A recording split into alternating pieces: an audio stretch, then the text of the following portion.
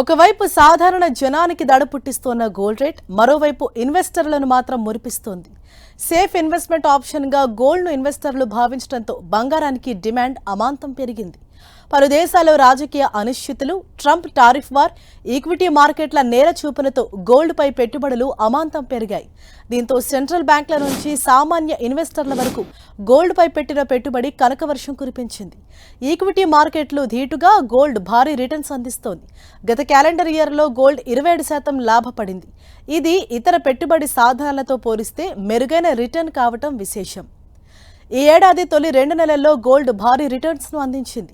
ఈ ఏడాది gold run non స్టాప్గా కంటిన్యూ కావడంతో గత 2 నెలల్లో ధర 12% పెరిగింది. గోల్డ్ తగ్గేదేలే అంటూ పరుగులు తీయడంతో ఇతర పెట్టుబడి సాధనాలను మించి పుత్తడి రాబడులను అందిస్తోంది.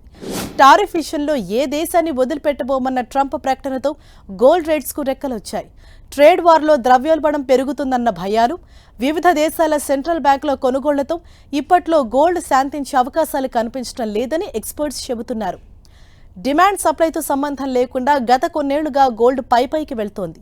ఆర్నమెంట్స్, ఇన్వెస్ట్మెంట్స్, సెంట్రల్ బ్యాంకుల కొనుగోళ్లతో పసిడికి బలమైన డిమాండ్ కొనసాగుతోంది. 2024 క్యాలెండర్ ఇయర్లో ప్రపంచవ్యాప్త డిమాండ్లో 50% ఆభరణాల రూపంలోనే ఉంది.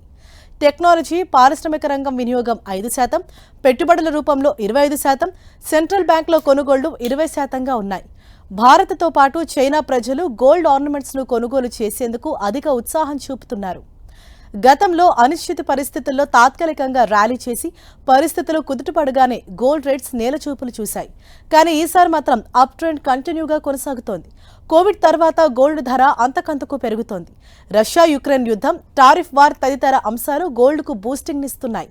మరోవైపు వివిధ దేశాల సెంట్రల్ బ్యాంకులు కూడా తమ బంగారం నిల్వలను పెంచుకోవడంపై దృష్టి పెట్టాయి. 2022 నుంచి ఏటా 1000 టన్నులకు పైగా గోల్డ్ను వివిధ దేశాల సెంట్రల్ బ్యాంకులు కొనుగోలు చేశాయి.